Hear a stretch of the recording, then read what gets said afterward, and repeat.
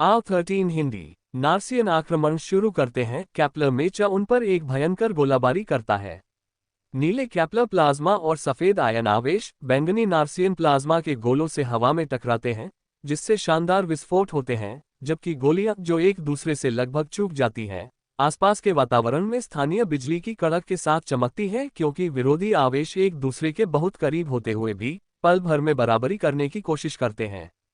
अधिकांश मेकाहा केवल निशाना साधने का सबसे बुनियादी काम कर रहे हैं तथा हमलावरों के समूह को एक ठोस दीवार की तरह समझते हैं, जिसमें उन्हें केवल गोलियां डालनी होती हैं और उसके उन तक पहुंचने से पहले ही उसे तोड़ देना होता है।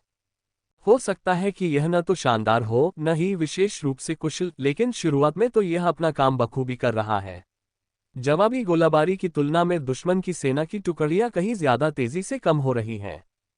पैदल सेना की स्थिति। पूर्ण आक्रमण। मैक्स आदेश देता है और हल्के हथियारों की गोलीबारी के साथ साथ प्लाज्मा तोप की गोलीबारी भी केपलर हमले में शामिल हो जाती है, जिससे नार्सियनों में झुंझलाहट की गर्जना उत्पन्न होती है। अब तक उन्हें इस बात का अंदाजा नहीं था कि खदान पर एक बड़ी पैदल सेना मौजूद है और उन्होंने सोचा कि उन्हें बस मेचा के इस घेरे को पार करके पीछे से हमला करके जीत हासिल करनी है। ये रणनीति तब काम नहीं करेगी जब मेचा का घेरा बनाने की कोशिश में उन्हें पीठ में गोली लग जाए और पैदल सेना मेचा से 100 मीटर पीछे तैनात हो। उन्हें भीड़ में शामिल करना बहुत मुश्किल होगा।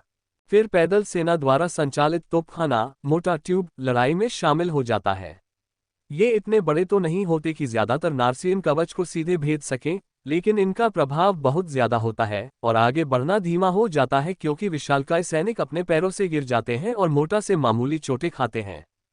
लेकिन उससे भी ज्यादा महत्वपूर्ण बात यह है कि केपलर मेचा की आग धीमी नहीं पड़ रही है, वे इस लहर पर अपना सब कुछ झोंक रहे हैं।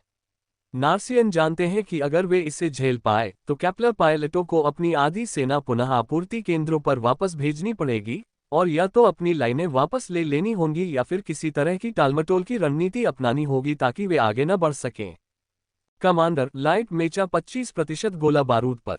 निको ने हमले के लिए आपूर्ति अधिकारी का कर्तव्य निभाते हुए उसे सूचित किया। विषम संख्या में सैनिक आपूर्ति केंद्रों पर वापस लौट रहे हैं। पैदल सेना क्रूसेडर श्रेणी के हथियारों को आगे बढ़ाएं। यह मैक्स की युद्ध में टिके रहने की योजना है।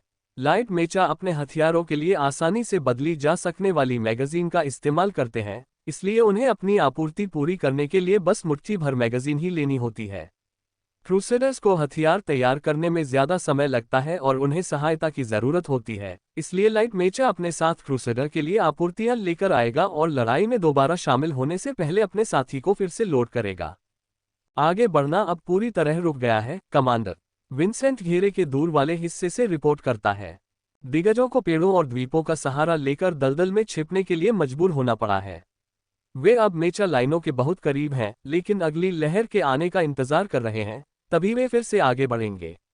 मैक्स को उम्मीद है कि इससे उसे सभी को फिर से लोड करने और पूरी क्षमता से वापस लाने के लिए पर्याप्त समय मिल जाएगा, या जितना हो सके नुकसान के साथ उसके करीब पहुंचने में मदद मिलेगी। कमांडर नार्सियन सेना अलग हो गई है। वे एक बिंदु पर हमला करने जा रहे हैं। पॉल उसे सूचित करता है और अपने सेंसर डेटा की एक प्रति यूनिट को भेजता है। पहाड़ी की चोटी पर स्थित मेचा इकाई नार्सियनों के लिए एक दुर्स्वप्न रही है और क्रूसेडर्स प्राकृतिक रूप से चट्टानी इलाके को ढाल की तरह इस्तेमाल कर रहे हैं, ये जानते हुए कि प्लाज्मा हथियारों की मारक क्षमता कमजोर है। उनके आसपास की चट्टानें बार बार पिघलकर लावा के एक गड्ढे में बदल गई हैं, जो धीरे धीरे पहाड़ी से नीचे बह रहा है, लेकिन अब प्लाज्मा के गोले केवल तरल सतह पर ही गिर रहे हैं और कोई अतिरिक्त नुकसान नहीं पहुंचा रहे हैं। मैक्स को संदेह है कि यह उनका लक्ष्य है, जिससे उन्हें अपने भारी हथियारों के लिए उच्च स्थान प्राप्त हो जाता है, जबकि निकट लड़ाकू सैनिक केपलर बल पर आगे बढ़ते हैं और यथासंभव अधिक से अधिक लोगों को मार देते हैं। मेचा की मारक क्षमता के कारण वे दैत्यों के लिए कठिन प्रतिद्वंद्वी हैं, लेकिन निकट में वे किसी भी अन्य मानव की तरह आसानी से गिर जाते हैं। कमांडर दुश्मन के सिग्नल इंटरसेप्ट। मुझे पता चल गया है कि वे हमारे सिग्नल एन्क्रिप्शन को कैसे तोड़ते रहते हैं, निको घोषणा करता है और मैक्स की दूसरी स्क्रीन पर तकनीकी शब्दावली की एक धारा दिखाई देती है। आम भाषा में कहें तो तारित। हमें क्या करना होगा? मैंने फिलहाल हम जो कुछ भी कर सकते थे उसका ध्यान रखा है, लेकिन यह ज्यादा कुछ नहीं है। ग्रह पर एक गद्दार है जो उनके लिए काम कर रहा है, स्थानीय सरकार के अधिकार का इस्तेमाल करके उपग्रह प्रणाली से छेड़छाड़ कर रहा है।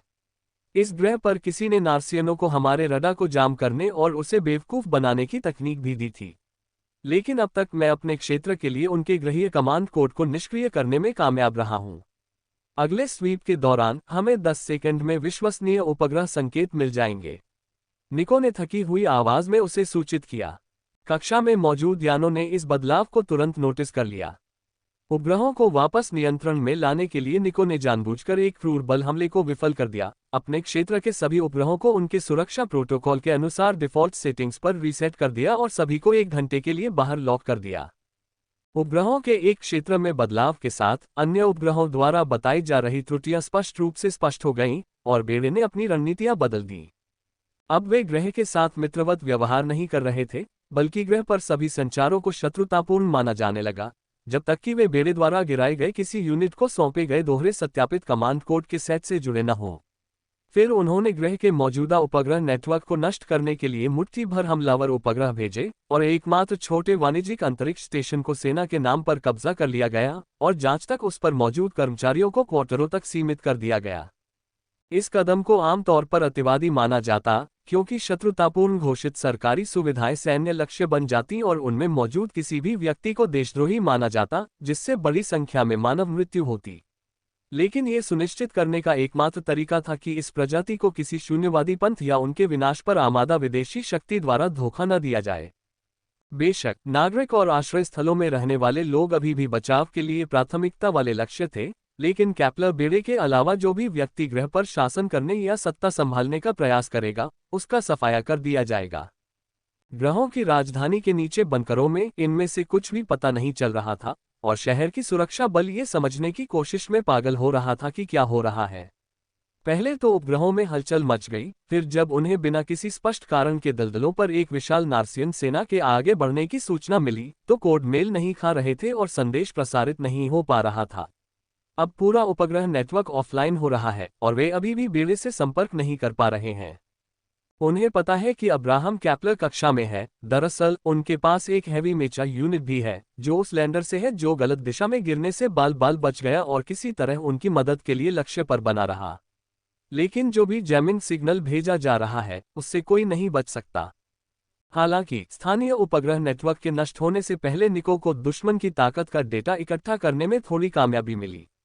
यह अच्छी खबर नहीं थी, लेकिन उसे पता चला कि उनके आने की उम्मीद से हजारों ज्यादा दैत्य थे और तैयारी के लिए ज्यादा समय नहीं था। अरे औरत, तुम मुझे कभी खुशखबरी क्यों नहीं भेज सकती? मैक्स ने उसके संदेश में नया डेटा देखकर बुदबुदाया। वे इस जगह पर इस तरह की सजा भुगतने के लिए तैयार नहीं थे।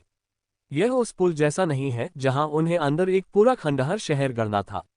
यहां उनके पास दलदल के बीच एक लंबी पहाड़ी और कुछ लैंडर्स हैं। नीचे कोई आकर पता लगाए कि इस खदान में ऐसी क्या खास बात है।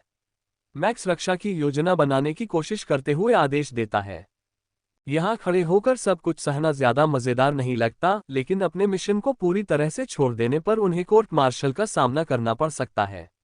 इसलिए उसे बीच में कुछ ऐसा चाहिए जो दुश्मन की गति धीमी कर दे, साथ ही माइन की सुरक्षा भी करे। मैक्स पहले स्पेशल टैक्टिक्स ग्रुप के दूसरे अफसरों को स्थिति का खाका भेजता है, उम्मीद करता है कि वे कुछ ऐसा निकाल पाएंगे जिसमें देश के लिए वीरतापूर्ण अंतिम मोर्चा शामिल न हो। उन सभी की अलग अलग विशेषज्ञताएं हैं, इसलिए संभावना है कि वे कुछ ऐसा निकाल पाए जो कारगर हो। हम किसी भी स्थिति के लिए ब्लाइट बमों का एक संग्रह साथ लाए हैं। मैं लैंडर से उनके पूरक के रूप में संशोधित बूस्टर शेल बनवा सकता हूं। जब ब्लाइट बम बूस्टर से दूषित पानी से टकराएंगे तो वे जहरीली गैस का एक विशाल बादल बनाएंगे। पॉल सुझाव देता है, कोई फायदा नहीं। लगता है कि नार्सियन इस हमले के लिए हाई टेक हो गए हैं और वे लगभग सभी पर्यावरण सूट का इस्तेमाल कर रहे हैं। विंसेंट इससे सहमत नहीं है। हालांकि काश मुझे पता होता कि उन्हें ये सारी तकनीकें कहां से मिली।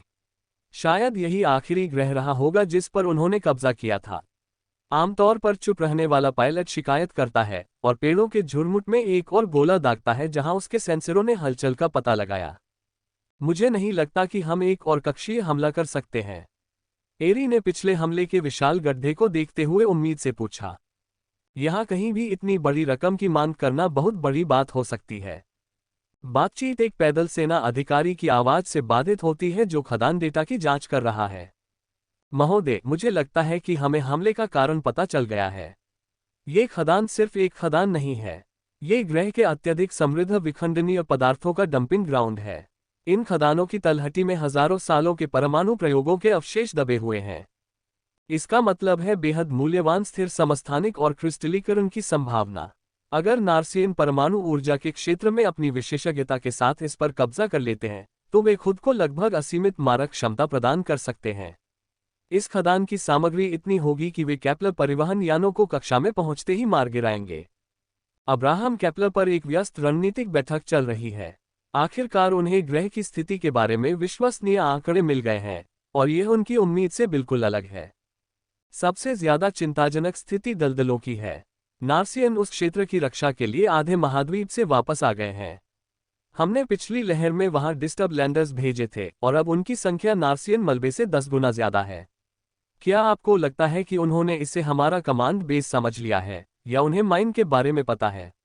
मुख्य रणनीति अधिकारी पूछता है।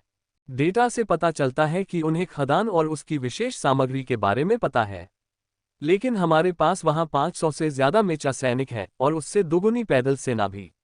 उन्हें कुछ देर तक टिके रहना चाहिए। क्षेत्र का प्रभारी अधिकारी गंभीर भाव से उसे सूचित करता है। नार्सियन योद्धाओं की दूसरी लहर अप्रत्याशित थी और यह अन्य 3 परिवहन जहाजों के लिए ड्रॉप की योजना बनाने के उनके प्रयासों के साथ अराजकता पैदा कर रही है।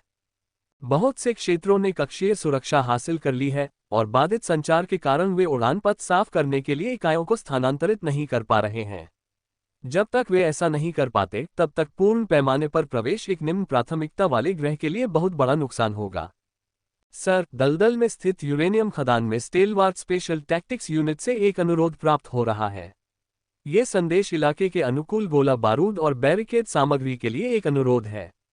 एक रेडियो ऑपरेटर उन्हें तुरंत सूचित करता है क्योंकि यह उस क्षेत्र के लिए प्रासंगिक है जहां वे वर्तमान में योजना बना रहे हैं। क्या उन्हें पता नहीं कि वे कहां हैं और किस हालात में हैं? अगर वे सभी क्रूसेडर भी हों तो भी 20-1 का अनुपात मौत का जाल है। कर्नल बुदबुदाता है। हालांकि अब तक वे अच्छा कर रहे हैं। पिछली लहर में 500 से ज्यादा नार्सियन पैदल सैनिकों के मारे जाने की पुष्टि हुई है और स्पेशल टैक्टिक्स यूनिट के लोगों ने मरम्मत की सुविधाएं स्थापित कर ली हैं। रणनीति बैठक में मौजूद एक अन्य कर्नल ने नई दृश्य छवियों की ओर इशारा करते हुए कहा, ठीक है, उन्हें उनके द्वारा मांगी गई पॉड्स भेज दो। वे अकेले नहीं हैं जिन्होंने अपने ठिकानों पर मौजूद गोला बारूद को जला दिया है, इसलिए हमें पॉड्स की एक पूरी लहर भेजनी ही होगी। मुख्य रणनीति अधिकारी सहमत हो जाता है और फिर अपना ध्यान ग्रह की राजधानी को घेरने और ग्रह के बचे हुए सभ्य हिस्सों से नार्सियों को खदेड़ने की योजना पर केंद्रित करता है। अच्छी खबर है स्टालवार्ट, हमें रसद की आपूर्ति आ रही है और उन्होंने कोई सवाल नहीं पूछा। हम दलदल में जाल बनाना कभी भी शुरू कर सकते हैं। सिग्नल आने पर पॉल यूनिट को सूचित करता है। वे इस समय थोड़े समय के लिए फिर से संगठित होने का आनंद ले रहे हैं, जबकि नार्सियन अपनी सांसें संभाल रहे हैं और अगले हमले की तैयारी कर रहे हैं।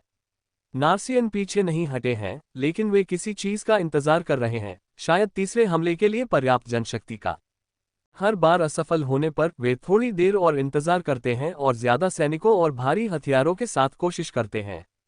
यह एक दुष्चक्र है जो क्रूसेडर्स को कमजोर कर रहा है, बावजूद इसके कि उन पर लगातार गोला बारूद बरस रहा है।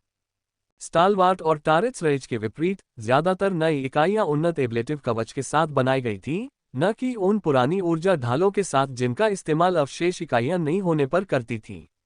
लेकिन लंबी लड़ाई में ढाल बेहतर विकल्प है क्योंकि कवच की मरम्मत में समय और सामग्री लगती है, भले ही वह ज्यादा टिकाऊ हो। कांटेदार कटीले तारों को जोड़ना शुरू करो। 2 मीटर ऊंचा होना ठीक है, बस इतना कि उन्हें पार करना मुश्किल हो जाए। मैक्स निर्देश देता है। पहाड़ी और खदान से प्राप्त स्क्रैप धातुओं का उपयोग बाधाओं को बनाने के लिए किया जा सकता है, या अगर कुछ भी उपलब्ध न हो तो रॉकक्रेट से भी इन्हें बनाया जा सकता है। ये केवल परिसर पर आक्रमण करने के किसी भी प्रयास को धीमा कर देंगे, जिससे मेचा को गोली चलाने के लिए अधिक समय मिल जाएगा, इसलिए उनकी संरचना उनकी कार्यक्षमता से ज्यादा महत्वपूर्ण है। उन्हें जगह पर बिठाना ही समस्या होगी। नार्सियन ज्यादा दूर नहीं है और कैल्ट्रॉप्स को बेस से काफी दूर रखना होगा। सबसे अच्छी स्थिति में गॉन्टलेट वाले मेचा उन्हें जितनी दूर फेंक सकते हैं फेंक देते हैं। सबसे बुरी स्थिति में हल्के मेचा एक जंजीर बांध देते हैं और उन्हें एक क्रूज शॉट पुट की तरह घुमाते हुए उछाल देते हैं। मेचा भागों की मरम्मत और निर्माण के लिए प्रयुक्त फैब्रिकेशन मशीनें, जिन्हें मटेरियल कंबाइनर्स के नाम से जाना जाता है, अगले 5 मिनट में कुछ 100 कैल्ट्रॉप्स बना देती हैं और लाइट मेचा उन्हें रक्षा पंक्ति के प्रत्येक क्षेत्र में ले आती हैं। चूंकि वे इंतजार करना चाहते हैं, तो आइए उन्हें आगे बढ़ने के लिए कुछ प्रेरणा दें, इससे पहले कि वे हमें परास्त करने के लिए पर्याप्त मजबूत हो जाएं। मैक्स रेडियो पर आदेश देता है, अपने बगल में मेचा को इशारा करते हुए दलदल में बेतरतीब ढंग से कैलिट्रॉप्स फेंकना शुरू कर देता है। मेचा अधिकाधिक संख्या में हथियार ला रहे हैं, जो अब अधिकतर रॉकक्रीट से बने हैं, तथा नार्सियन अपमान कर रहे हैं, क्योंकि मेचा दोनों पक्षों के बीच दलदल में बाधाएं डाल रहे हैं, लेकिन वे अभी भी पूर्ण पैमाने पर हमला करने के लिए तैयार नहीं हैं। वे स्वयं को कभी कभार गोली चलाने तक ही सीमित रखते हैं, जब उन्हें लगता है कि क्रूसेडर श्रेणी के मेचा, जिनकी दृष्टि उन पर है, विचलित हैं। इससे मैक्स को एक पूरा बाधा पथ बनाने का समय मिल जाता है। यह उनके अगले हमले को काफी धीमा करने के लिए काफी है, और अभी भी कुछ बचे हुए हैं। रक्षा दल उन्हें अपने भारी मेचा के सबसे नजदीक ठोस जमीन के आधार पर एक साथ कसकर खड़ा कर देता है। यह दीवार जितना अच्छा तो नहीं है, लेकिन कुछ न होने से कुछ भी बेहतर है। जहां मैक्स और मेचा एक रक्षात्मक रेखा बनाने में जुटे थे, वहीं बेड़ा अपने आदेश तैयार करने में लगा था। एक ही स्थान पर 16 लैंडर्स के बराबर मेचा होने के कारण पुर्जों, कवच सामग्री और गोला बारूद की मांग अविश्वसनीय थी, एक आपूर्ति पॉट की क्षमता से कहीं ज्यादा। इसके अलावा वे नार्सियनों से घिरे हुए थे, जिससे उन्हें आपूर्ति करना और भी मुश्किल हो गया था। अंतिम निर्णय ये हुआ कि उस स्थान पर 6 पॉड्स के बराबर पुर्जे भेजे जाएं। निरंतर संचालन के लिए 3 पॉड्स न्यूनतम थे, और मिशन में शत्रुतापूर्ण गोलाबारी के कारण 50% नुकसान की आशंका थी। पॉड्स की गति और स्थायित्व के बावजूद शत्रुतापूर्ण स्थिति में पुनः आपूर्ति के लिए ये काफी सामान्य था। हालांकि मैक्स के लिए यह एक अच्छी खबर थी। नार्सियनों ने कक्षीय हमले में अपनी लंबी दूरी की मारक क्षमता का एक बड़ा हिस्सा खो दिया है, और अब उनके पास ज्यादातर विशिष्ट पैदल सेना है, जो आपूर्ति पॉड्स को नष्ट करने के लिए पर्याप्त रूप से सुसज्जित नहीं है। हो सकता है कि वे इस क्षमता को छिपा रहे हों और लंबी दूरी से मेचा पर हमला करने के लिए इसका इस्तेमाल न कर रहे हों, लेकिन अगर उन्होंने ऐसा किया तो यह उनके कमांडर की एक अतिवादी रणनीति होगी, क्योंकि अब तक इस खदान को नष्ट करने की कोशिश में उन्होंने जितने सैनिक लगाए हैं, उन्हें देखते हुए 3 मिनट में 6 पॉड्स आ रहे हैं। पॉड्स लॉन्च होते ही नार्सियन की गोलीबारी से बचने के लिए सभी सतर्क रहें। मैक्स ने घोषणा की और सभी को लड़ने के लिए तैयार किया। कांटे उन्हें दिग्गजों पर हमला करने से भी रोकेंगे, साथ ही उन्हें अंदर आने से भी रोकेंगे, इसलिए ध्यान भटकाने के लिए हमला करना संभव नहीं था। इसके बजाय जैसे ही पॉड्स लॉन्च होते, मैक्स बैटल कैनन्स को आदेश देता कि वे उन सभी जगहों पर तोपखाने से गोलाबारी शुरू कर दे जहां भारी हथियार होने की संभावना दिखती हो, और पैदल सेना मोर्टा से लैस होकर किसी भी हमले को रोकने के लिए निकटतम नार्सियन बलों पर गोलाबारी शुरू कर देती। हमेशा की तरह टाइमर कहीं भी सही नहीं था, और 3 मिनट की चेतावनी के 5 मिनट और 45 सेकंड बाद 6 पॉड्स एक साथ लॉन्च हो गए। बमबारी शुरू करो, मैक्स ने आदेश दिया, और उड़ते हुए गोले की सीटी जैसी आवाज उसके बाहरी सेंसरों में भर गई, इतनी तेज कि वह बड़ी तोपों की गड़गड़ाहट से पूरी तरह दब नहीं पाए। जिस निचली कक्षा में पॉड्स लॉन्च किए गए थे, वहां से नार्सियनों को अपनी आपूर्ति नष्ट करने से रोकने के लिए उन्हें लगभग 4 मिनट तक दमन करना पड़ा, लेकिन मैक्स को लगभग पूरा यकीन था कि वे ऐसा कर सकते हैं। अभी तक किसी भी दिग्गज ने कोई कदम नहीं उठाया था, वे अपनी सुरक्षित जगहों पर डटे रहे, जबकि तोपखाने उन पर बरस रहे थे। लैंडिंग से 1 मिनट पहले ये स्पष्ट हो गया कि पॉड्स आ रहे हैं और अपने रास्ते पर हैं, और नार्सियनों ने जवाबी हमला शुरू कर दिया। जिन कुछ जगहों पर उन्होंने विमान रोधी गोलाबारी शुरू की थी, उन्हें युद्धतोपों ने तुरंत निशाना बनाया, जिससे जंगल में विस्फोटों और गोला बारूद के भंडारों से हुई दूसरी गोलाबारी से और भी ज्यादा आग लग गई। लैंडिंग से 30 सेकंड पहले अग्रिम पंक्ति के कमांडर ने खड़े होकर हमला करने का आदेश दिया, लेकिन तारित के क्रोध के कारण उन्हें तुरंत रेल गन का सामना करना पड़ा। हालांकि इससे नार्सियन नहीं रुके, और वे हताहतों की परवाह किए बिना कांटों के ऊपर और उनके बीच से भाग निकले। दर्जनों लोग मर गए, और फिर सैकड़ों लोग, इससे पहले कि पॉड्स ने मरम्मत लैंडर्स के ठीक बगल में एक आदर्श लैंडिंग की। पीछे की पंक्ति की पैदल सेना, रसद खोलो और हमारे लिए गोला बारूद लाओ।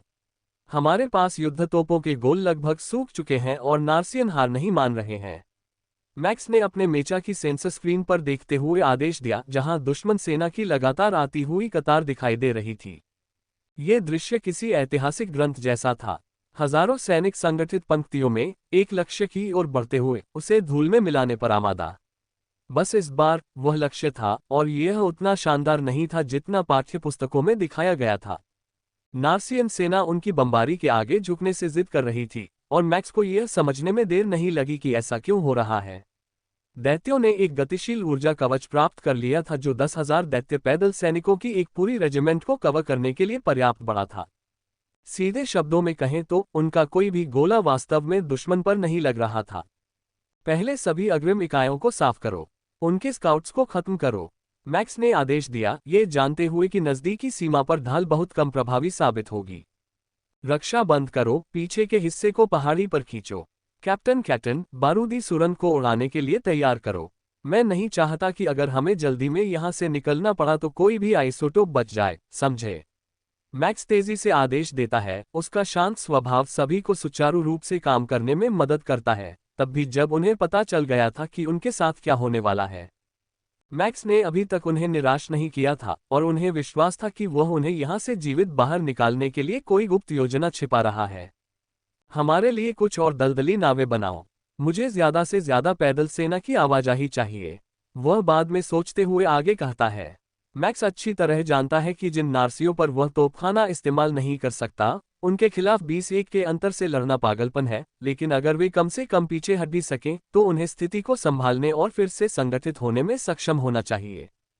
उनके पास अब भरपूर रसद है, इसलिए गोला बारूद की कोई चिंता नहीं है। युद्ध तो बहुत पहले ही खत्म हो जाएगा, इससे पहले कि उनके पास कुछ भी खत्म हो जाए। कमांडर, मैं उस ढाल को पहचानता हूं। ये हमारी ही है, एक मोबाइल डिजाइन जो राजनेताओं द्वारा सबसे ज्यादा इस्तेमाल की जाती है। 1 किलोमीटर के दायरे में आते ही मैं इसे हैक कर सकता हूं। हालांकि यह ज्यादा देर तक नीचे नहीं रहेगी, इसे जबरदस्ती रिबूट करना ही सबसे अच्छा उपाय है जो मैं कर सकता हूं। निको मैक्स को बताता है और उसकी योजना बनने लगती है। मोटा ढाल पर गोले दागते रहो, उन्हें विस्फोटों की आदत डालो, मैक्स आदेश देता है। इस निर्देश के बाद छोटे छोटे रॉकेटों की एक लहर दलदल के ऊपर से उड़ती हुई आगे बढ़ती सेना के ऊपर की ढाल से टकराती है। शोर और गर्मी के बावजूद हमले से उन्हें कोई नुकसान नहीं होता, और उनका हमला तेजी से तेज हो जाता है। 2 किलोमीटर दूर वे तेजी से दौड़ रहे हैं। उनका विदेशी शरीर विज्ञान बिना थके शेष दूरी को आसानी से तय करने में सक्षम है। मेरी गिनती पर जो कुछ भी तुम्हारे पास है उनकी तरफ भेज दो, चाहे पेड़ों से टकराए, गोली चलाते रहो। कुछ सेकंड बाद निको आदेश देता है। 3, 2, 1, अभी तैयार। यहां तक कि पैदल सेना के भारी हथियार भी इसमें शामिल हो जाते हैं, भले ही उनकी मारक क्षमता अधिकतम सीमा के करीब हो।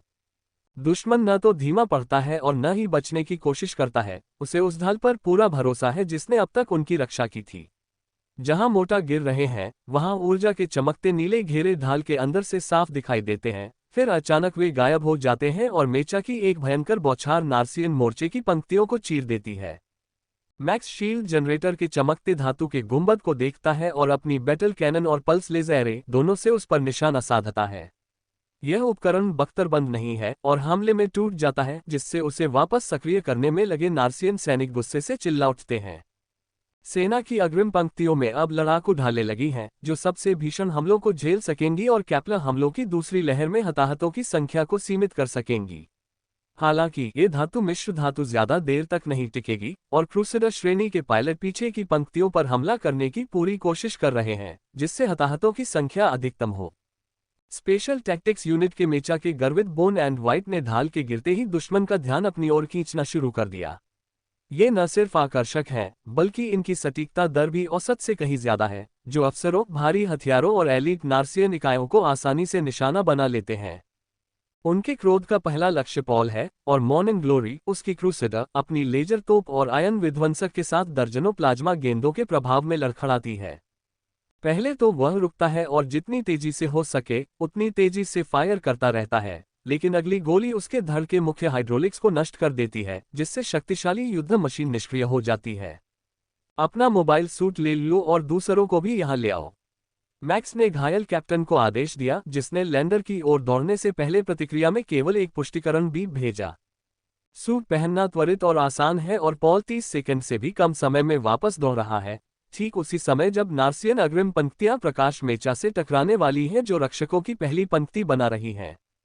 विशेष रणनीति टीम द्वारा उपयोग किए जाने वाले कोमोर पैटर्न कॉवेट्स की जैविक स्टाइलिंग से नार्सियन बच नहीं पाते हैं और वे भी मैक्स के आदमियों पर क्रूर दक्षता के साथ लक्षित हमला करते हैं। अन्य लाइट मेचा बहादुर अभिजात वर्ग को बचाने के लिए अपना सर्वश्रेष्ठ प्रयास कर रहे हैं, लेकिन संख्या बहुत अधिक है और वे धीरे धीरे कमजोर हो रहे हैं और उन्हें हो रही क्षति के कारण वे कमजोर पड़ने लगे हैं। दोनों तरफ से भारी नुकसान हुआ है। मेचा का 1/4 हिस्सा या तो अपंग हो गया है या नष्ट हो गया है और दिग्गजों ने जंप थ्रस्टर्स का इस्तेमाल करके कैलेट्रॉप्स को चकमा देकर मेचा के पीछे पैदल सेना में घुसकर लाइन तोड़ दी है।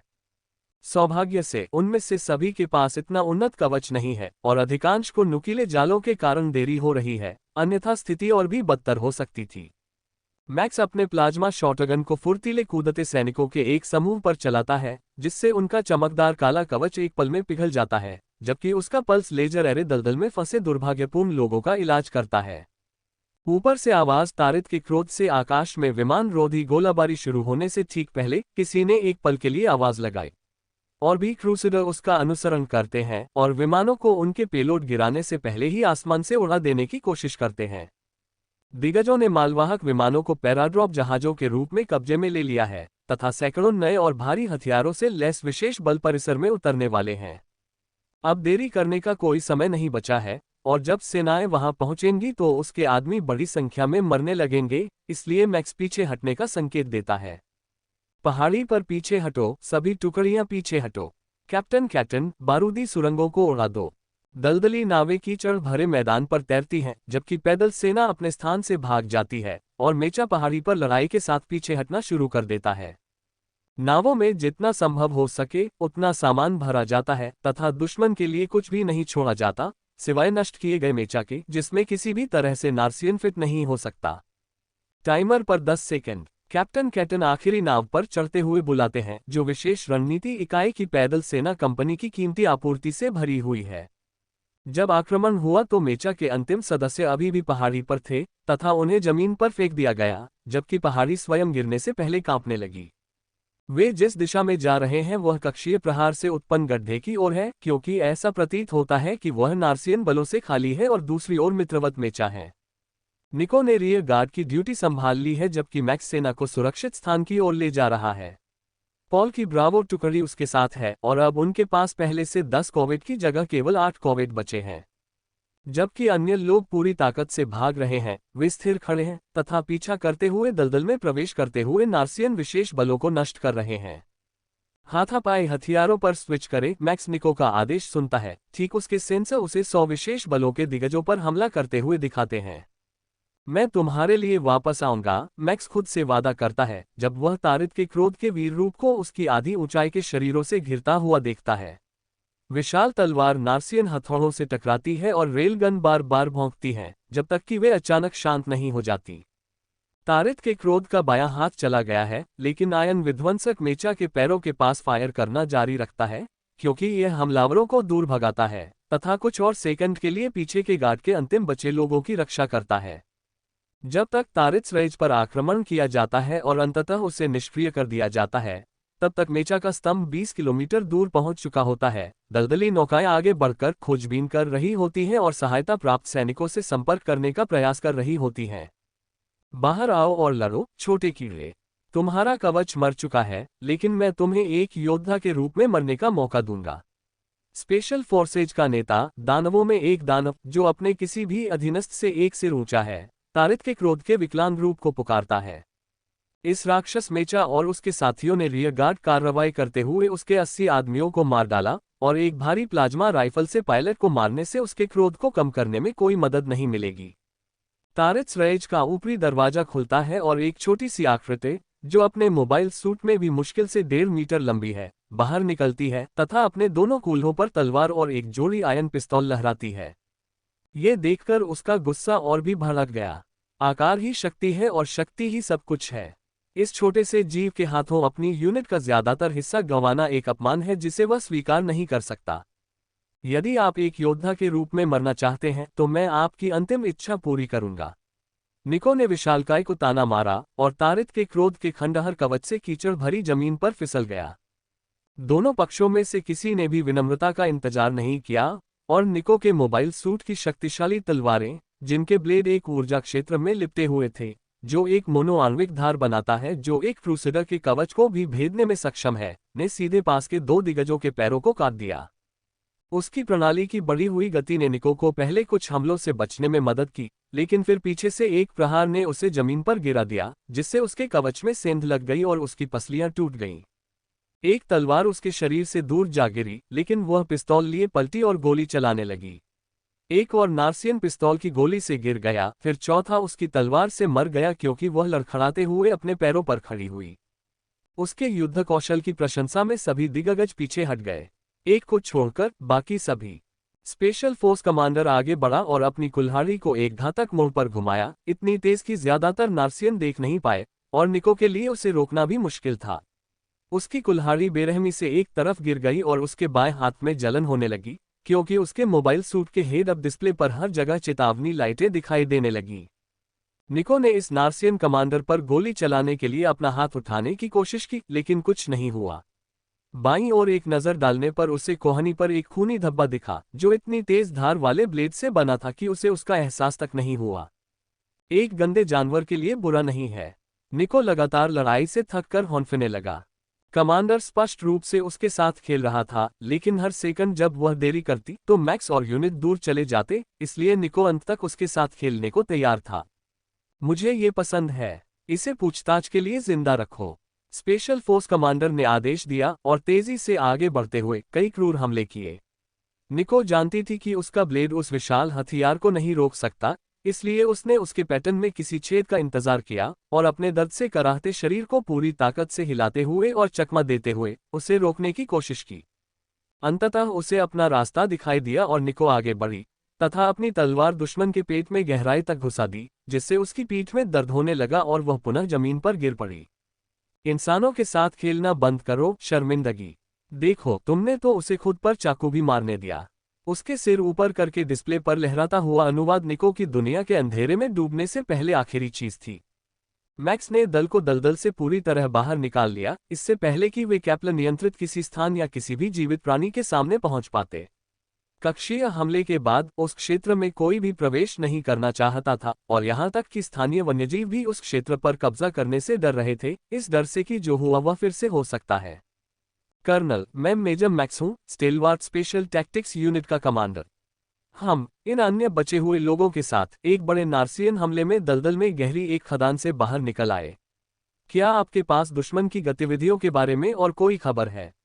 मैक्स ने थोड़ी निराशा के साथ पूछा जब दलदल के किनारे तैनात मेचा कंपनी के कमांडर ने उनका स्वागत किया। ये यूनिट नोक्टेम रेजिमेंट से है, जिसके नाम मैक्स जितनी ही कुछ लड़ाइयां हैं, लेकिन ये कुछ न होने से तो बेहतर है, क्योंकि युद्ध से पहले वे अपने गृहग्रह पर स्मारकों की सुरक्षा के प्रभारी थे। वे संगठन और अनुशासन जानते हैं, जिसकी नए पायलटों को अपनी पहली वास्तविक हार के बाद भी ध्यान केंद्रित रखने के लिए जरूरत होगी। क्रेटर में बची हुई ऊर्जा संचार और सेंसरों में बाधा डाल रही थी, इसलिए मैक्स और उसकी टुकड़ी को वहां से जाने के बाद से कोई भी अपडेट नहीं मिल पाया था। उन्हें बस इतना पता था कि नार्सियन अभी भी उनके ठीक पीछे थे, सेंसर की सीमा से थोड़ा बाहर। मुख्य बल पूरी रात खदान के पास ही रुका रहा, लेकिन लगता है कि वे फिर से आगे बढ़ने लगे हैं। खबर है कि खदान के नष्ट होने के कारण उन्हें ऊर्जा के दूसरे स्रोतों की तलाश करनी पड़ रही है। दूसरा कमांडर जवाब देता है और मैक्स को सैन्य ठिकानों का एक नया चार्ट भेजता है। आगे बढ़ते सैनिकों ने वास्तव में उसके पीछे किसी को नहीं भेजा, और जब वह भाग रहा था तब रात भर खदान पर ही रुके, फिर शहरों की ओर मुड़ गए। उनका नया गंतव्य मैक्स के रास्ते से पूरे 30 डिग्री दूर है, इसलिए वे उसकी वर्तमान स्थिति से 100 किलोमीटर के दायरे में नहीं आएंगे। अद्यतन स्कैन से पता चलता है कि उनकी संख्या अब 3000 से कम है, जो उनकी मूल ताकत का 1/3 है, और सिटी के डिफेंडरों के लिए विश्वसनीय रूप से निपटने के लिए पर्याप्त कम है। खदान पर तैनात बल ने अपने क्रूसेडर श्रेणी के मेचा का केवल 1/4 हिस्सा खोया, लेकिन हल्के मेचा का 1/3 से ज्यादा, जबकि मैक्स के 2 क्रूसेडर और उसके 30 कोमोर पैटर्न वाले कॉवेट में से 14 नष्ट हो गए। 6 पायलट जीवित थे और उनकी चोटों का इलाज चल रहा था, लेकिन ब्रावो स्क्वाड के बाकी सदस्य, जो निको के साथ रियर गार्ड के रूप में पीछे रह गए थे, मान लिया गया कि उनका एक भी आदमी नहीं बचा है। इसके विपरीत पैदल सेना ने बहुत अच्छा प्रदर्शन किया, केवल 7 लोग ही मारे गए और लगभग सारी रसद वापस पाली। दलदल के किनारे मौजूद इकाइयों के लिए भी यह आसान नहीं रहा है। कुछ ही दिन हुए हैं जब वे नार्सियन अग्रिम मोर्चे से लगभग घिर गए थे, जिसे एक कक्षीय हमले में मिटा दिया गया था। इससे उनके पास जनशक्ति की कमी हो गई है, लेकिन मैक्स की तरह उन्हें हाल ही में आपूर्ति का सबसे हालिया दौर सफलतापूर्वक प्राप्त हुआ है, इसलिए भोजन और गोला बारूद प्रचुर मात्रा में है, भले ही मेचा न हो।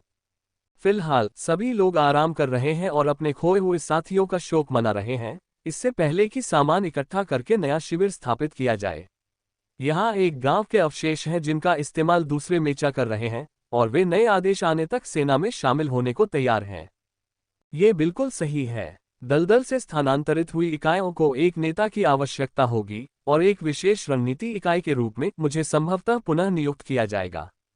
कर्नल, आपके यहाँ होने से उन्हें इस बात पर बहस करने की जरूरत नहीं है कि कौन सा मेजर प्रभारी है। मैक्स कमांड चैनल पर अपने समकक्ष के साथ मजाक करता है।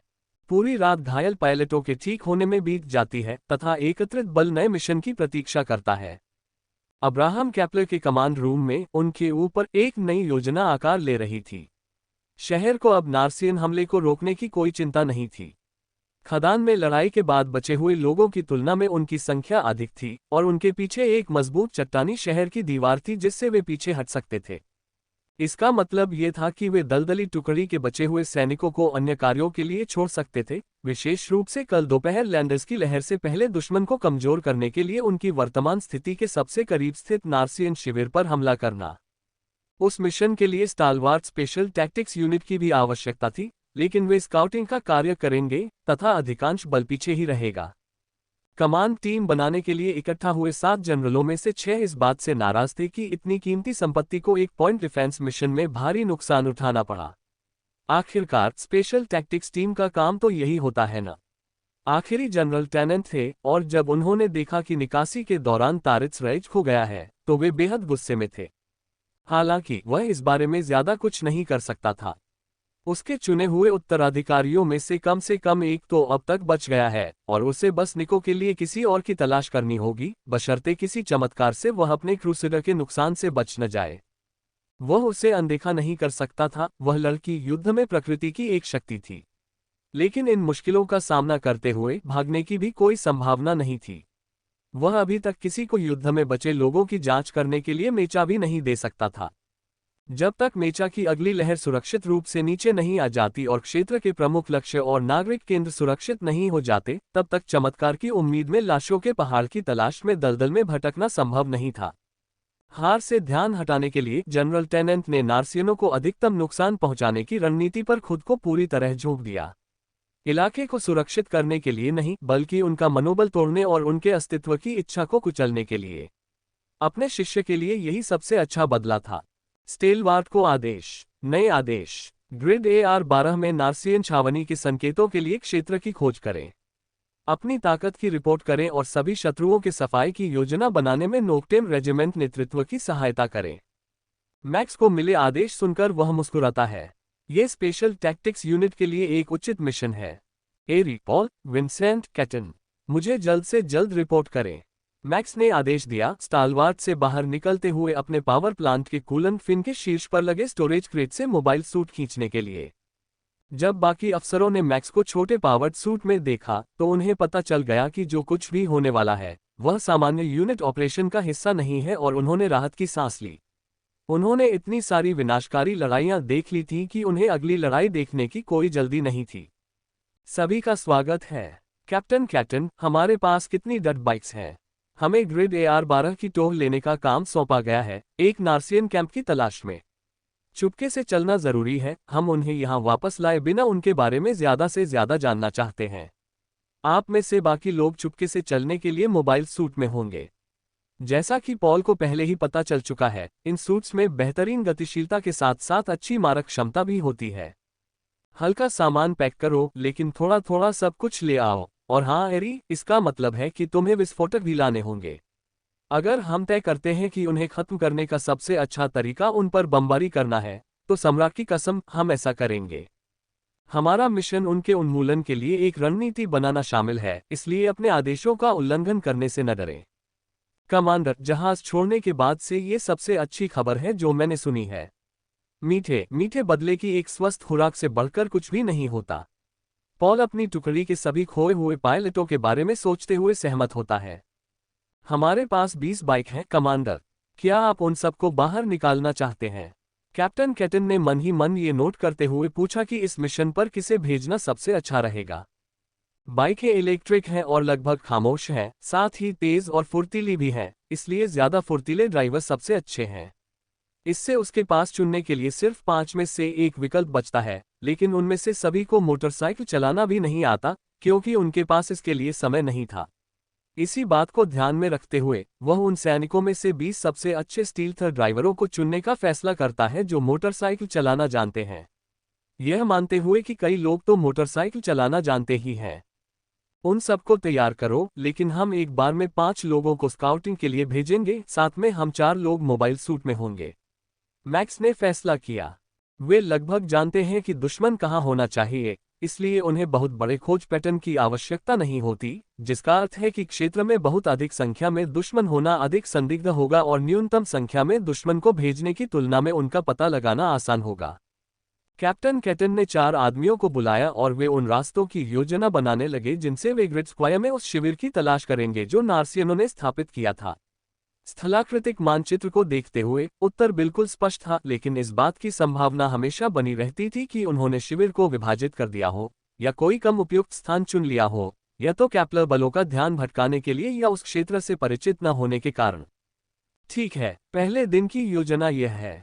मोबाइल सूट सबसे स्पष्ट स्थानों की तलाशी लेंगे क्योंकि उनके पास गुप्त एंटी सेंसर तकनीक है और उनकी गति बहुत तेज है।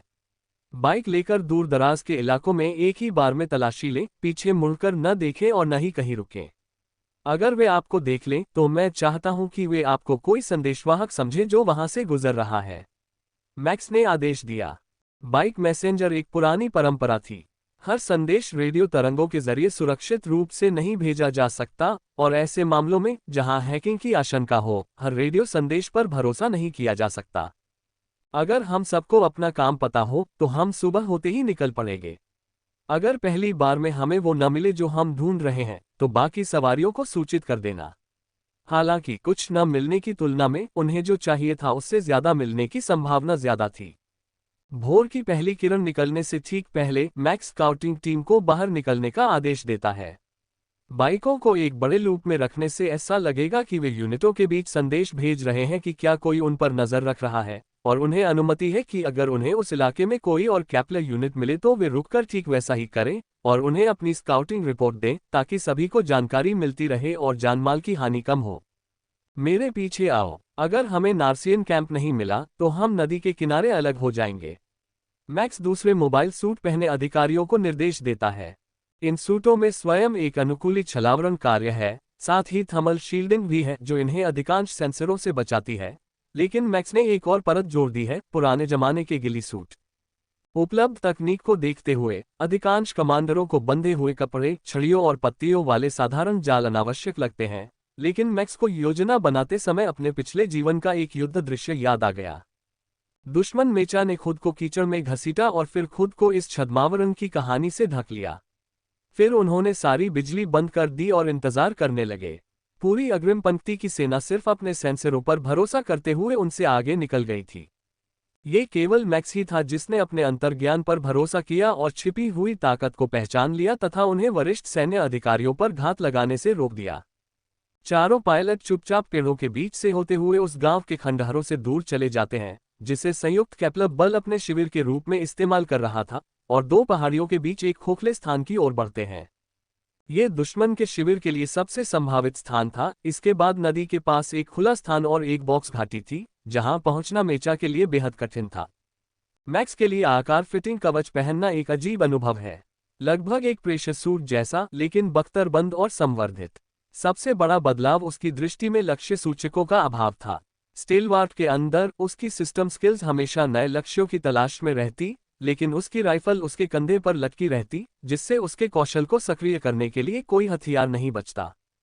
किसी तरह बहुत अकेलापन महसूस होता है। निको, जो अब बात करने के लिए मौजूद नहीं है, से इस बारे में मजाक करने से खुद को रोकना पड़ा। इस एहसास को और भी बदतर बना दिया। धीरे धीरे आगे बढ़ो, लक्ष्य उस ऊंचाई के ठीक ऊपर होना चाहिए, मैक्स ने रेडियो पर धीरे से कहा, 500 मीटर दूर एक पहाड़ी की ओर इशारा करते हुए।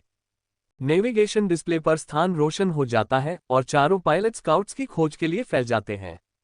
मुझे गति मिल गई है, एरी संकेत देता है और मैक्स बेहतर देखने के लिए करीब आता है। स्काउट गश्त पर मौजूद सिर्फ 4 लोगों में से एक है और दुश्मन की सेना सिर्फ 300 विशालकाय सैनिक है। ये संख्या अपेक्षा से कहीं कम है और यह कमी मैक्स की यादों में कुछ जगह देती है। यदि यहाँ इतने कम लोग हैं और वह भी सबसे स्पष्ट स्थान पर, तो यह अवश्य ही एक जाल होगा। जिस रास्ते से आए थे उसी रास्ते से वापस चले जाओ। आसपास के छिपने के स्थानों के लिए स्थलाकृतिक मानचित्र पर खोज करो। मैक्स ने आदेश दिया, ये सोचते हुए कि पहली बार में उससे क्या चूक हो गई। जैसे ही दस्ता इंतजार करने और अपने नक्शों की तलाशी लेने के लिए बैठा, मैक्स ने अपनी ध्वनि संवेदनशीलता को अधिकतम कर दिया। नार्सियन अपनी गति के शोर को अपनी ऊष्मा और विद्युतीय संकेतों से भी बदतर ढंग से छिपा पाते हैं, इसलिए उसे कुछ अप्रत्याशित पता चल सकता है। नक्शे पर ऐसा कुछ भी नहीं है जिससे पता चले कि दुश्मन उनसे छिप सकता था। चारों ओर नदी तक समतल जंगल है। पहली बाइक जोन के अंत तक पहुंच गई है, कोई दृश्य नहीं देखा गया है। कैप्टन कैटन संकेत देते हैं और 5 स्काउट बाइक एक अलग मार्ग से वापस आने के लिए एक लूप बनाते हैं। सर, मुझे लगता है मुझे कुछ मिल गया है। इस जगह के नीचे ठोस ग्रेनाइट की चट्टान होनी चाहिए, लेकिन जमीन दलदल जैसी मुलायम लग रही है। विंसेंट झिझकते हुए अपनी बात कहता है। वे सभी इस भावना के इतने आदी हो गए थे कि उन्होंने इस पर ध्यान ही नहीं दिया, लेकिन विंसेंट सही है, उनके नीचे की जमीन ठोस नहीं थी। उनकी इकाइयों पर लगा रडा जमीन में गहराई तक नहीं जा सकता, इसलिए सबसे अच्छा विचार यह है कि बहुउद्देशीय फावड़े का उपयोग किया जाए और एक गड्ढा खोदा जाए। हालांकि एरी को पहले एक बेहतर तरीका सूझा, एक पेड़ की जड़ में एक ऑडियो सेंसर लगाना। फिर वह जमीन पर अलग अलग जगहों पर कुछ बार थपथपाती है और सेंसर हटा देती है। ये ताले तोड़ने के लिए सबसे अच्छा हो सकता है, लेकिन मैं आपको बता सकता हूं कि हमारे नीचे एक बड़ी गुफा है। अगर कोई भारी मेचा अंदर से गुजरे तो वह उसमें गिर जाएगा। मैं ये भी पक्के तौर पर कह सकता हूं कि छेद खाली नहीं है। मैंने नार्सियन भाषा बोलने वाली आवाजें सुनी। तो उन्होंने कैंप के चारों ओर एक मेचा जाल खोदा और उसे सैनिकों से भर दिया। बुरा नहीं, बहुत कम स्काउटिंग इकाइयों ने ध्यान दिया होगा और गुंबद के दहने और नीचे नार्सियन सैनिकों के बीच गिरने से कई क्रूसेडर खो गए होंगे। इससे लाइट मेचा बिना किसी सहारे के फंस जाता और उसके सामने एक सेना खड़ी हो जाती। वे इतने भारी नहीं होते कि गिर जाते, इसलिए जाल फंसने से पहले ही वे आसानी से शिविर तक पहुंच जाते। वे इस जगह से आसानी से नहीं जाएंगे। हमारे पास 2 विकल्प हैं, या तो हम जाल पर गोलाबारी करके उन्हें बता दें कि हम उनकी चालों से वाकिफ हैं, या फिर कोई ऐसा रास्ता ढूंढ लें जो टूट न जाए। मोबाइल सूट फिर से फैल गए, पार करने के लिए मजबूत जगहों की तलाश में, लेकिन उन्हें बहुत कम सकारात्मक खबरें मिलीं। जहां तक उन्हें पता है, छिपी हुई खाई एक पूरा चक्र है। क्या योजना है, कमांडर? पॉल इन विशालकाय एलियंस से बदला लेने के लिए उत्सुक होकर पूछता है। हमारे पास थर्मोटैक्स की कितनी मात्रा है? मैक्स ने कैप्लर मिलिट्री के सबसे बेहतरीन नए विस्फोटक की आपूर्ति के लिए अपने भंडारण की जांच करते हुए पूछा। मेरे पास 24 चार्ज हैं, एरी ने सबकी तलाशी बीच में ही रोककर उसे बताया। इतना विस्फोटक एक बनकर परिसर को तहस नहस करने के लिए काफी है। इन सबको खाई के चारों ओर आकार के आवेशों के रूप में स्थापित करो। मैं चाहता हूं कि जैसे ही बाइकें ये पुष्टि कर दे कि अब कोई छिपी हुई शक्तियां नहीं हैं, ये जीवन से मुक्त हो जाए। यह आदेश सुनकर मोबाइल सूट के हेलमेट के नीचे छिपी एरी के चेहरे पर एक बड़ी मुस्कान आ जाती है। वह कुछ और नहीं कहती, चुपचाप काम में लग जाती है और पूरी परिधि पर हमले शुरू कर देती है। सब हो गया। एरी आधे घंटे बाद मैक्स को सूचित करती है जब वह उस स्थान पर पहुंचती है जहां पॉल और विंसेंटे आरोपों को सुलझाने में मदद कर रहे थे। सभी बाइक रिपोर्ट कर दी गई हैं। मैक्स कॉल करता है और उसे कई तरह के जवाब मिलते हैं। वहां कोई और बड़े शिविर नहीं है, लेकिन अगर वे भूमिगत हैं तो हो सकता है कि स्काउट्स उन्हें देख न पाएं। अगर वे मौजूद हैं तो यह नाव निश्चित रूप से किसी भी छिपी हुई नार्सियन सेना को दौड़ा लाएगी। मैक्स अपनी योजना शिविर में वापस भेजता है और कर्नल युद्ध तोपों के साथ 20 मेचा को घाटी पर बमबारी करने के लिए भेजने पर सहमत हो जाता है। जब खाई नष्ट हो जाती है, तोपखाना उन्हें किसी भी संभावित बचे हुए व्यक्ति को बचाने के लिए चिकित्साकर्मियों को भेजने से रोक देगा। थोड़ी सी किस्मत के साथ ये हमला कक्षीय हमले से कम विनाशकारी नहीं होगा और एक पल में पूरी नार्सियन सेना का सफाया कर देगा। सभी स्काउट बाइक सुरक्षित रूप से शिविर में वापस आ गई हैं। कैप्टन कैटन ने पुष्टि की, अपने भरोसेमंद इलेक्ट्रिक घोड़े से उतरकर उसे लैंडर के निष्क्रिय बंदरगाहों में से एक में प्लग किया, जो उसके आदमियों ने शिविर स्थापित किया था। तोपखाने की ड्यूटी पर तैनात क्रूसेडर हॉवित्ज़र प्रकार की तोपों से लैस 50 पैदल सेना दस्तों के साथ लगभग सारी अप्रत्यक्ष गोलाबारी क्षमता अपने साथ लेकर शिविर छोड़ चुके हैं। मैक्स की योजना शिविर पर इतनी जोरदार हमला करने की थी कि विस्फोट की ताकत से नष्ट होने से पहले न तो उनके बचने का कोई मौका बचेगा और न ही उन्हें ये समझने का कि क्या हो रहा है। कैप्टन कैटन को पूरी तरह से पता नहीं था कि घाटी के आकार के क्षेत्र को कुछ ही सेकंड में नष्ट करने के लिए कितनी मारक क्षमता की आवश्यकता होगी, लेकिन वह देख सकते थे कि वे कितनी शक्ति का उपयोग करने जा रहे थे, और यह काफी प्रभावशाली था। उन्होंने सोचा था कि वे मिशन में शामिल होंगे, लेकिन एक विशेष रणनीति इकाई के रूप में उन्हें केवल मिशन के लिए स्काउटिंग और स्पॉटिंग करने का आदेश दिया गया था, जबकि मुख्य बल ने जमीनी कार्य किया। तोपखाना तैनात है। कॉल आए और मैक्स ने एरी को टाइमर सेट करने का इशारा किया, जबकि वे घाटी के आसपास से पीछे हट रहे थे। मेरे सिग्नल पर फायर करें। मैक्स ने जनरल चैनल पर कॉल किया, उम्मीद करते हुए कि शायद नार्सियन सुन रहे होंगे, ताकि मरने से पहले वे घबराहट का एक आखिरी पल बिता सकें। एरी ने आकार के आवेशों को इस तरह रखा कि वे खाई के चारों ओर दक्षिणावर्त दिशा में उड़ें, और इसका प्रभाव अद्भुत है। आग का एक बवंडर जो आधारशिला को पिघलाने के लिए पर्याप्त गर्म है, घाटी के चारों ओर खाई के चारों ओर चक्कर लगाता है। आवेशों का समय इस तरह निर्धारित किया गया है कि प्रत्येक बवंडर अपने पीछे वाले विस्फोट को अपनी ओर खींचता है, जिससे एक ही विस्फोट एक भंवर में बदल जाता है, जो छेद के अंदर की गर्मी को फंसा लेता है और सारी ऑक्सीजन को जला देता है। विस्फोट को नजरअंदाज करना नामुमकिन है। मुख्य विस्फोट से 1 किलोमीटर दूर पेड़ हिलकर गिर पड़ते हैं और आग की कई धाराएं आसमान में फूटती हैं, जहां नार्सियनों ने आपातकालीन बचाव सुरंगें खोदी थीं। ये बल घाटी की दीवार के एक हिस्से को भी उड़ा देता है, और तोपखाने के गोले आने से कुछ ही पल पहले नार्सियन मुख्य बल पर चट्टानों के टुकड़ों की बौछार कर देता है। हर 3 सेकंड में एक बार गोलाबारी पूरे 1 मिनट तक जारी रहती है, जब तक कि तोपखाना कमांडर शत्रुता रोकने का आदेश नहीं दे देता। एक स्काउट ड्रोन भेजो, मेरे लिए कुछ अच्छी खबर लाओ। वह इन विश्वासघाती आक्रमणकारियों के आज के हश्र को देखकर चेहरे पर बड़ी मुस्कान के साथ आदेश देता है। एक तरफा लड़ाई की आवाज कई किलोमीटर तक सुनी गई, जैसा कि मैक्स ने इरादा किया था, ताकि यह सुनिश्चित हो सके कि कोई भी नार्सियन सेना ये दिखावा न कर सके कि ऐसा हुआ ही नहीं था, और किसी भी खोई हुई कैप्लर सेना को पता हो कि उन्हें बड़ी संख्या में मित्र सेना कहाँ मिल सकती है।